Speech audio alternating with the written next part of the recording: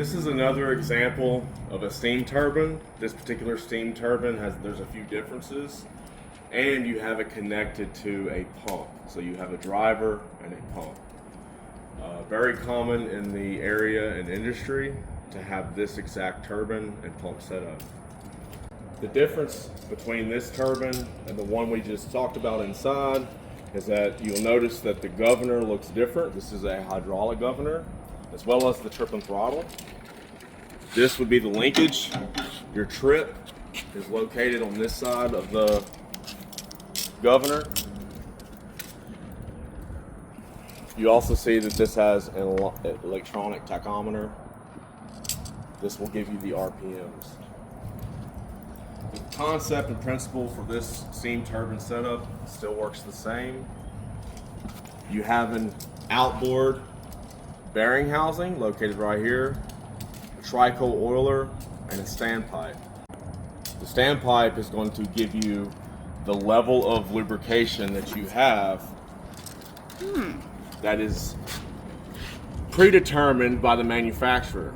On the side of your bearing housing, there will be a line that is set that'll tell you where this needs to be at. The tricoil oiler is filled with oil and will constantly keep a supply of oil into your bearing housing. As the lubrication level drops, the tricoil oiler will see that drop in pressure, releasing some of its oil, going back into the bearing housing, increasing the level. You have an inboard seal system. Another difference that this turbine has is that there's only one exhaust. There is not a letdown. So the high pressure steam enters in through the TNT to the nozzle block that's rotating the rotor inside of this casing. So for the inboard and outboard, I told you that the inboard will be located between the driver case and the pump case, or the equipment that's being driven. So you have an inboard seal. You also have an inboard bearing housing with a tricoil oiler and a standpipe.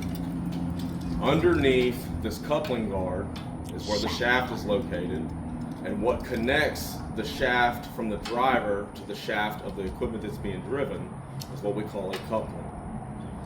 We move on to the pump. This is a centrifugal pump.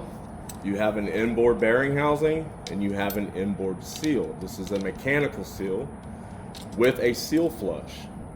The seal flush for this is API 11, taking the discharged liquid at high pressure and routing it back into the seal gland, the mechanical seal.